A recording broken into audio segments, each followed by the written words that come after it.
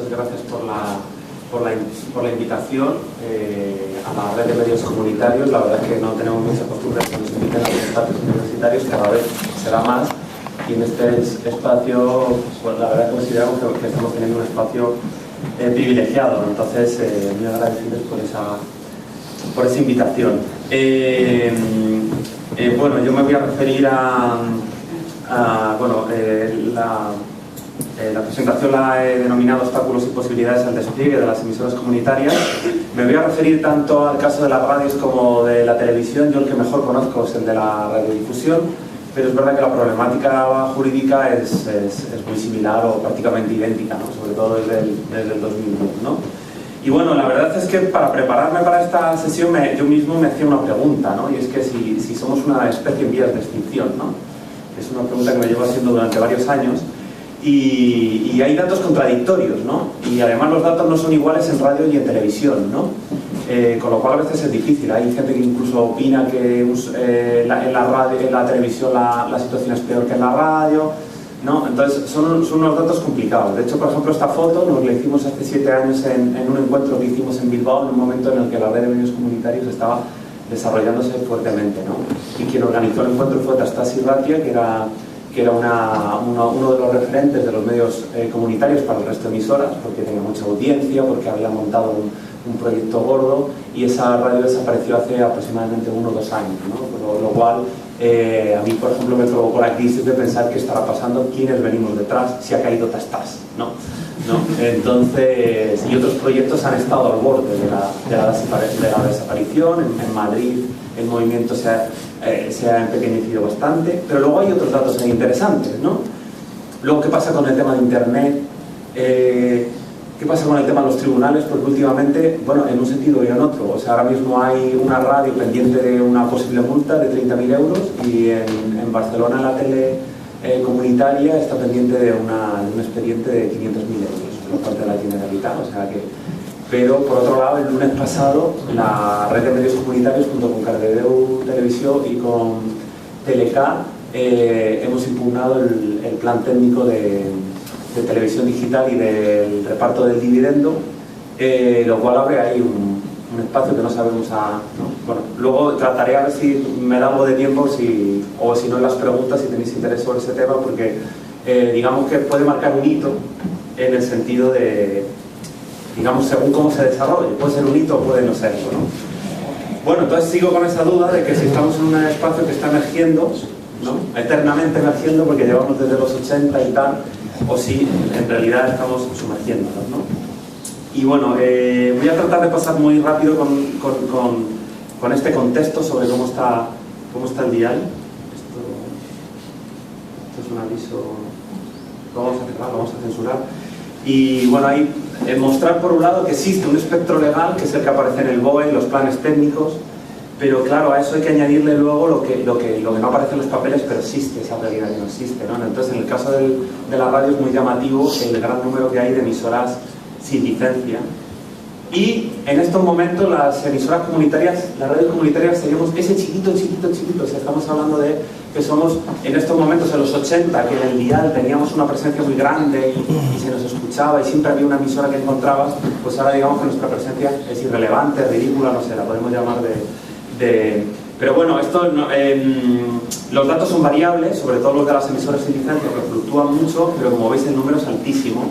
Pero también los números engañan a la hora de ver cuál es la proporción de reparto del espectro, porque por ejemplo hay más de 1000 emisoras municipales, pero las emisoras municipales ocupan muy poco espectro porque tienen una potencia de emisión muy pequeña, ¿no? Y en el caso, por ejemplo, de la radio comercial con licencia, ha habido algunos casos de emisoras comunitarias que han logrado licencia, pero son casos muy anecdóticos. Solo en un caso ha sido en el caso de Radio Clara en Valencia, a través de un concurso específico para emisoras no comerciales. En otros casos ha sido, pues, por ejemplo, en el caso de Navarra, que varios proyectos han conseguido entrar compitiendo con radios comerciales. O en el caso del País Vasco, donde también ha habido varios proyectos que han conseguido licencia o no, depende, pero eso lo contará luego Arantxa. Y ha habido también varias entidades religiosas que también han accedido a frecuencias, pero prácticamente la totalidad de las emisoras comerciales son, algunas no han sido asignadas todavía, pero pertenecen a las grandes cadenas comerciales, que además funcionan cada vez más como, o siempre han funcionado como un cártel. En las emisoras sin licencia también hay que decir que también tanto la radio pública como las grandes cadenas de radio utilizan espectro sin licencia, ¿no? Sobre todo, bueno, Cadena Ser, la COPE, es decir, esto no tengo documentados los datos, pero existe, ¿no? Y luego pues yo cuantifico que hay alrededor de unas 100 emisoras de radio comunitaria funcionando, pero luego también hay emisoras universitarias y todo eso. Pero como veis, estamos hablando de cifras muy reducidas. Aquí planteo una serie de hitos normativos que se han ido dando, pero simplemente para mostrar cuáles han sido las prioridades del gobierno, del legislador, a la hora de abordar la diferente problemática, ¿no? O sea, se aborda el tema de la radiotelevisión autonómica, la televisión privada, las municipales al fin, hasta el 92 no se aborda en una ley, el traspaso de competencias, la televisión local que se reguló en el 95, al final no empieza a repartirse el espectro hasta el 2005. A partir del 2005 se empieza a planificar, se hacen todos los planes técnicos, tanto de FM como radio digital, como televisión digital, y la ley audiovisual no llega hasta 2010, es decir, llega posteriormente al reparto del espectro, ¿no? Que ese es un detalle, antes lo han comentado, que la ley audiovisual tenía que haberse aprobado en 2005-2006, ¿no? Que de hecho, bueno, ahí era un poco la esperanza que teníamos en los medios comunitarios en ese proyecto de ley del 2005, ¿no? El hecho de que se aprobara 5 años después nos perjudicó mucho, ¿no? Y ahí referencia una serie de hitos que fueron importantes en esos años, porque por ejemplo Reino Unido en el año 2013 hizo su ley donde recogió los medios comunitarios, estaban planteamientos del Consejo de Europa, del Parlamento Europeo, resoluciones, incluso pronunciamientos de organismos internacionales como la ONU, ¿no? Y bueno, sí que quería mostraros una cosa que en nuestro caso ha sido bastante importante, o bueno, quizás anecdótico también, que es todo el tema de la distribución de competencias entre comunidades autónomas y el Estado, que bueno, sí, es un tema complejo, muy judicializado, es decir, cada 2 por 3 siempre se anda en el Constitucional con el tema. De hecho ya pasó con las primeras, con el primer reparto de radios que hizo UCD, generó todo un problema sobre quién tenía competencias, ¿no? Es decir, que ahí porque el Estado quería convocarla y distribuir esas frecuencias, ¿no? Ha sido siempre un tema, o sea, el tema de las licencias y quién cierra, por ejemplo, el régimen sancionador y de inspección de qué comunidad, si es una competencia autonómica, todo eso lo han peleado en los tribunales durante décadas. Y ahora vamos a ver lo que ha pasado en el caso de los medios comunitarios y ese reparto de competencias. Ha pasado algo así que yo he logrado resumir en esta diapositiva. Digamos, para ahorraros toda la explicación del artículo de la Constitución, tal. Qué bueno. Claramente, eso es lo que ha pasado en nuestro caso. Cuando hemos ido a hablar con los diferentes agentes, pues se han tirado la pelota. Y entonces nunca, o sea, no ha habido ningún caso donde una comunidad autónoma o el Estado le haya recriminado o haya pedido las competencias, sino todo lo contrario, ¿no? Y bueno, ahí hago como, también muestro algunas patologías que ha tenido las diferentes administraciones públicas, tanto comunidades autónomas como el Estado, ¿no? En un principio como esa etapa represiva, luego digamos una etapa de tolerancia, pero una tolerancia falsa, porque en los años 90 empezaron a repartir todo el espectro mientras nos daban una palmadita en la espalda y nos decían, bueno, lo vuestro ya estamos trabajando en ello, ¿no? Y digamos cuando llega todo ese espacio ya en la época de Zapatero, de la reforma y la contrarreforma, y cuando se aprueba la ley, que por fin nos reconoce, pero que no se aplica. Con lo cual seguimos en la misma situación que desde el principio. Es decir, seguimos bueno, la situación jurídica ha cambiado porque hay un reconocimiento legal expreso y claro, pero en la práctica no hay licencias, no ha habido plan técnico, ¿no? Pero aquí sí que hay una cuestión interesante, y es que ahora ya no nos pueden llamar piratas como nos llamaban en los años 80, que en realidad nunca fuimos piratas, sino que ahora los piratas en todo caso es el propio gobierno que incumple la ley, ¿no? Y esa es una jugada muy interesante que ahora nos permite jugar de otra manera y tratar de cambiar este juego, ¿no? En ese sentido, bueno, en la ley audiovisual voy a pasar muy por encima de los contenidos, son 3 artículos los que nos dedica. Hay uno que se le olvidan a los tribunales y a las comunidades autónomas, que es el artículo 4.1 de los derechos del público, que viene a decir que tienen que existir 3 sectores de la comunicación. Y ese siempre se olvida. Las comunidades autónomas dicen, no, no es competencia nuestra, ya, pero el artículo 4.1, el artículo... Y entonces empiezan ahí a responderte con cosas muy largas, evadiendo el tema. Hay una disposición transitoria que recoge o reconoce la existencia de las... O sea, hace un reconocimiento de las emisoras existentes, digamos, entendiendo que se las ha perjudicado por los diferentes retrasos. Lo que pasa es que esta enmienda al final quedó mal redactada y ha quedado de una manera muy confusa. Por ejemplo, el Ministerio, la Secretaría de Estado de Telecomunicaciones entiende que solo se aplica solo debe aplicarse a televisiones que emiten desde el año 95. Pero otros pensamos que es más amplia debería ser. Y daba un plazo de 12 meses al gobierno para que estableciera esa asignación para esos canales que, bueno, pues hace tiempo pasó ese proceso. Estos dos artículos entraron en la ley gracias a la presión que hicimos desde la red de medios comunitarios en esa azarosa tramitación de la ley audiovisual, que fue la ley súper urgente de tramitación, que a pesar de todo conseguimos colar una serie de cosas, pero de manera bastante accidental. Bueno, el artículo 32 es el más claro y tal, donde también conseguimos colar una serie de reivindicaciones, pero bueno, básicamente hay como una serie de restricciones, como que nos impiden emitir cualquier tipo de publicidad o patrocinio, lo que se llama comunicación comercial. Hay una especie de tutorización que tenemos que pedir permiso para tener presupuestos mayores de 50.000 o 100.000 euros. Yo comentaba antes que eso en realidad no es un problema, porque difícilmente nos pueden negar esa ampliación, porque sería contrario al derecho de asociación, que te dijeran no. Y el punto más importante es este de aquí abajo, que luego veréis por qué tiene su importancia, que es el hecho de que la Administración General del Estado debe garantizar en todo caso la disponibilidad del dominio público radioeléctrico necesario para estos servicios. Y luego en otro subpunto vuelve a ser reiterativo, que la ley está un poco mal redactada porque se hizo muy rápido. Habilitará el dominio público radioeléctrico. Es decir, que queda muy claro, claramente, que tiene que haber una reserva de espectro a las emisoras comunitarias. Si eso le añadimos el 4.1, la cosa es evidente. Bueno, pues ¿qué pasó después de esta ley cuando fuimos otra vez al Estado y a las comunidades autónomas a plantear? Bueno, ahora sí que sí, nos encontramos con esto. Volvimos otra vez al juego de la pelota. Entonces era ya como, no, esto ya lo hemos vivido, ¿no? Efectivamente no se aplica la ley, y el problema que nos estamos encontrando es que cuando estamos yendo a los concursos nos dicen, no, es que el concurso lo estamos haciendo con el plan técnico de anterior, ya, pero es que el plan técnico anterior no reconocía tampoco a las emisoras comerciales. Entonces, ¿por qué? Bueno, al final lo hemos llevado a los tribunales en 3 casos, en 2 sentencias hemos perdido. En el caso de Madrid y en el caso de Canarias nos denegaron nuestras pretensiones, y estamos pendientes el caso galego, que ahí sí que tenemos puede que haya algo más de posibilidad de ganar, ¿no? Pero las comunidades autónomas, los tribunales superiores de justicia, las comunidades autónomas, están entrando en el juego de la pelota, les está gustando, ¿no? Entonces no nos está funcionando esa vía por el momento.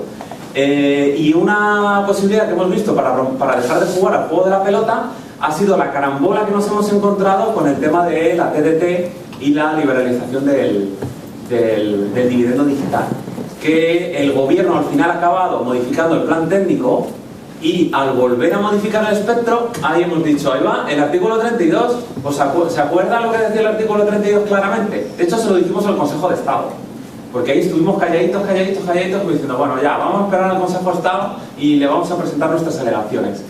Y el Consejo de Estado nos vino a dar la razón, no se entiende muy bien a veces los dictámenes del Consejo de Estado, pero viene a decir que el plan técnico es incompatible con la obligación que plantea el artículo 32, ¿no? Entonces dijimos, bueno, pues esto hay que impugnarlo, lo hemos metido en el Tribunal Supremo y hemos pedido la paralización cautelar del decreto. Es decir, vamos a lo grande, ¿no? ¿Para qué vamos a andarnos con cosas tal, no? Entonces, bueno, ahí al final voy a tratar de hacerle mis valoraciones al respecto de esa jugada, ¿no? Porque claro, aquí hay una serie de cuestiones interesantes, y es que yo llego a la conclusión de que esto no es un problema jurídico, es decir, lo que pasa con los medios comunitarios nunca fue un problema legal, siempre fue un problema político, de que no hubo una voluntad de regular este sector.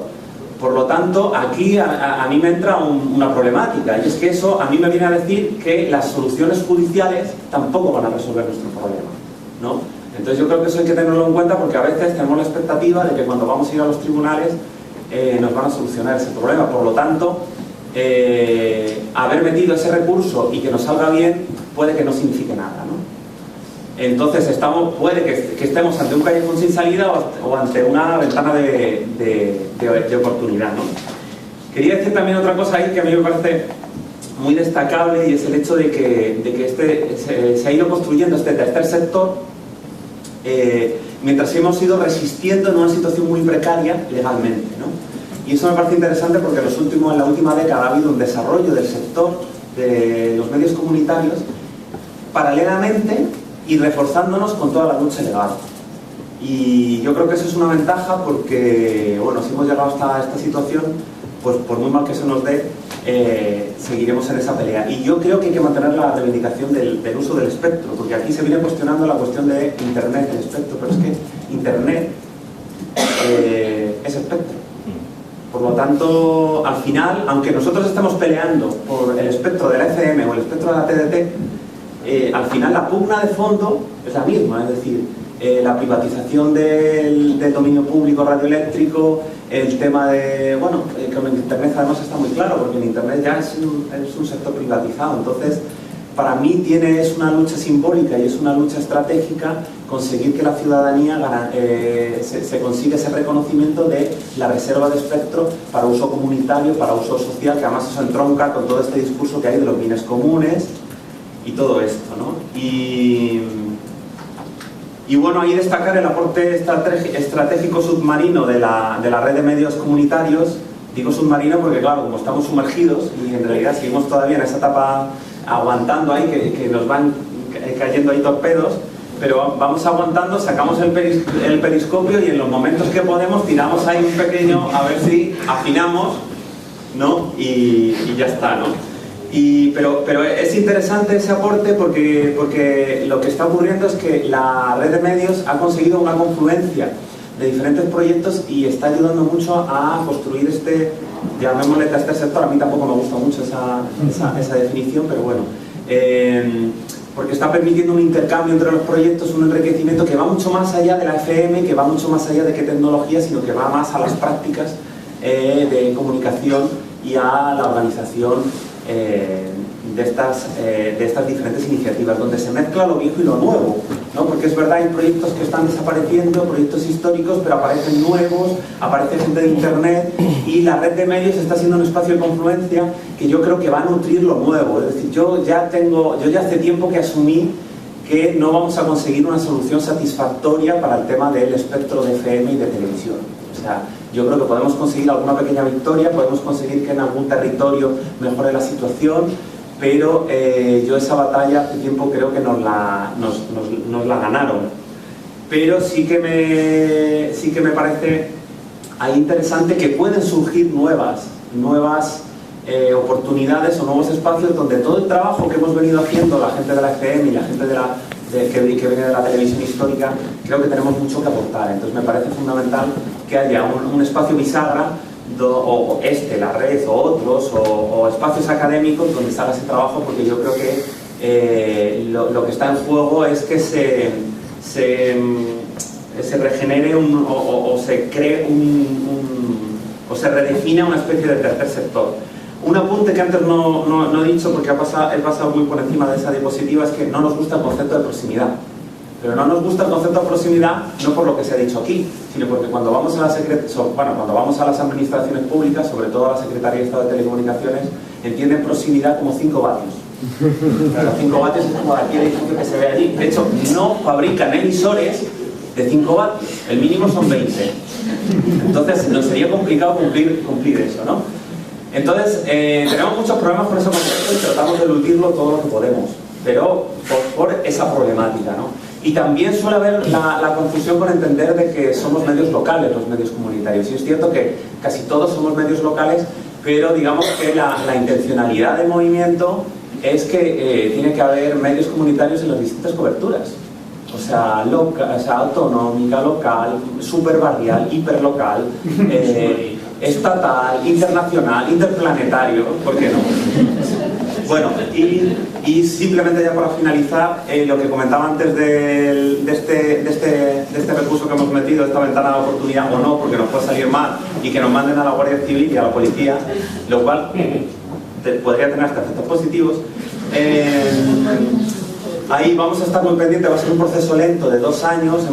Como hemos pedido la paralización cautelar, si tenemos suerte y conceden parte de la paralización cautelar que pedimos, podría tener efectos en que no se convocara el concurso de los canales que quedaron vacíos. Entonces eso, digamos, que sería una pequeña victoria que nos permitiría, digamos, aprovechar el efecto mediático de todo esto. Entonces, digamos que la jugada que queremos hacer, o el reto que tenemos los medios comunitarios con este proceso, es que este proceso nos empodere y que este proceso lo podamos politizar, porque si solo se queda en lo jurídico, bueno, pues ahí, claro, quien hace las normas y quien hace las leyes cambia las reglas del juego, con lo cual, aunque ganemos la sentencia, se puede quedar en nada. Entonces, durante el próximo año, durante 2015, vamos a iniciar una campaña que provisionalmente hemos llamado Democratiza las Ondas, pero que estamos abiertos a que nos hagáis propuestas también aquí o en otro espacio para decidir el nombre, y queremos como visibilizar el trabajo que hacen los medios comunitarios, no solo de televisión, sino también de radio. Queremos ampliar ese espectro, queremos sacar el debate que cada vez está más en la agenda de los nuevos movimientos, que empiezan a hablar más de las leyes de comunicación y de los referentes internacionales de América Latina y de qué pasa con la privatización y tal, que antes no se daba hace unos años ese debate.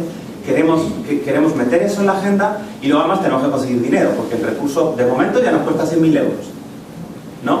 Y es previsible que tengamos que meternos en más acciones jurídicas, ¿no? Porque cuando uno se enfrenta con esos elementos tan grandes, entonces, bueno, pues ahí pediros el apoyo, que cuando conozcáis esta campaña, o si queréis dejar un correo electrónico o una dirección de Twitter o lo que sea, pues os iremos informando de todo este proceso para que lo amplifiquéis, ¿no?